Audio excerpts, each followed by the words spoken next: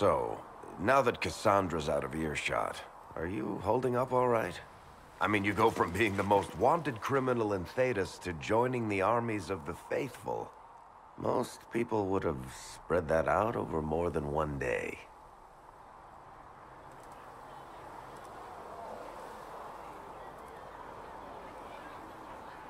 I don't even want to think about how many lives were lost on that mountaintop. A lot of good men and women didn't make it out of there. For days now, we've been staring at the breach, watching demons and maker knows what fall out of it. Bad for morale would be an understatement. I still can't believe anyone was in there and lived.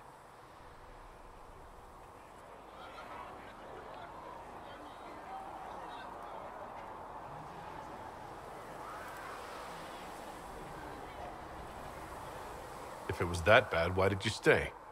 Cassandra said you were free to go. I like to think I'm as selfish and irresponsible as the next guy, but this... Thousands of people died on that mountain. I was almost one of them. And now there's a hole in the sky. Even I can't walk away and just leave that to sort itself out. The breach needs to be sealed. The sooner the better. If it can be sealed, you might want to consider running at the first opportunity. I've written enough tragedies to recognize where this is going. Heroes are everywhere. I've seen that. But the hole in the sky... that's beyond heroes. We're going to need a miracle.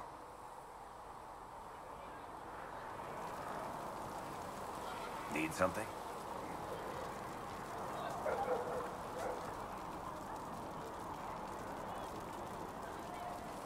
I've read your Tale of the Champion, and I have a few questions. That's a pretty common reaction. Go ahead.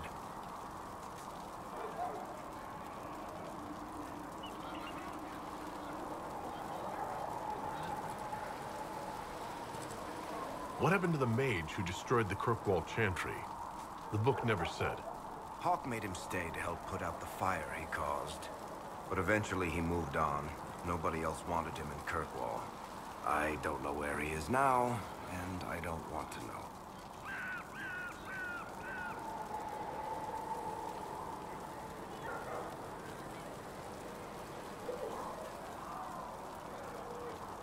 Where are the rest of Hawk's associates now? Meryl decided to look after the elves left homeless by the fighting. She's done a pretty good job of keeping them away from the mages and Templars, so far.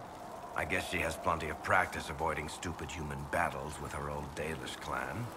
Fenris has kept himself busy, hunting down the Tevinter slavers who came south to prey on the refugees. I'm not sure exactly where he is at the moment. You can usually follow the trail of corpses, though. Isabella went back to the raiders. She's calling herself an admiral now. I don't know if she's actually in charge or just has a really big hat. Might be the same thing, honestly. Hawk's little sister is in the Free Marches, helping some of the other survivors from the Kirkwall Circle. Aveline is still guard captain. I'm pretty sure Kirkwall would fall into the sea if she quit her job. Need something?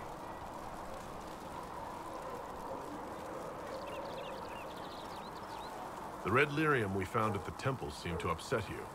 My brother Bartrand and I sort of discovered red lyrium during an expedition in the Deep Roads. We located an ancient thaig, so old it barely looked dwarven. There was this idol there made of it. Bartrand brought it back to the surface, and, well, everything's gone downhill from there.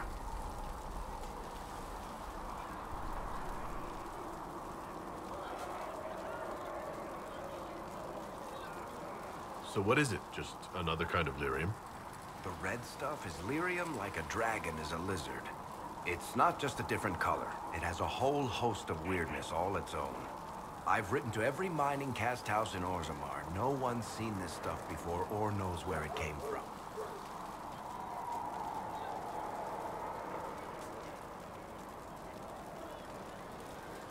How did the red lyrium get in the Temple of Sacred Ashes? I don't know. As far as I knew, there was only one small piece of the original idol we brought out of the Deep Roads. And it's locked in a vault in Kirkwall.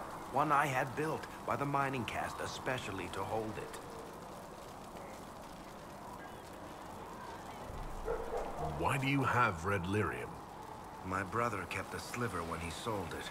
I'm pretty sure he held on to it because it was already talking to him. That little shard drove him mad. After his death, I found it hidden in his house.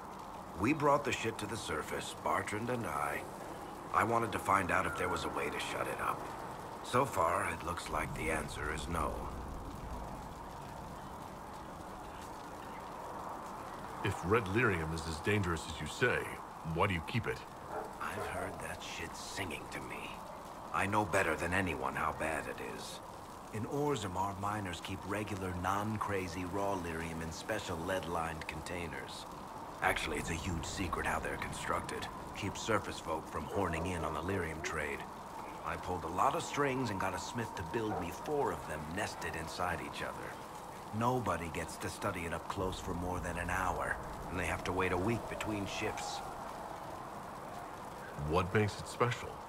Regular lyrium can mess you up pretty badly, but you have to ingest it for that to happen.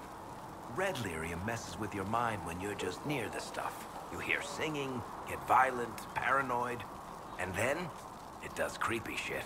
Makes things float, brings statues to life. I've had a few alchemists studying it in Kirkwall, in shifts.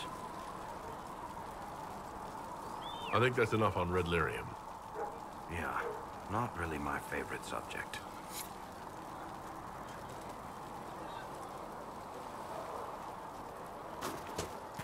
Come to me, child, and I shall embrace you in my arms.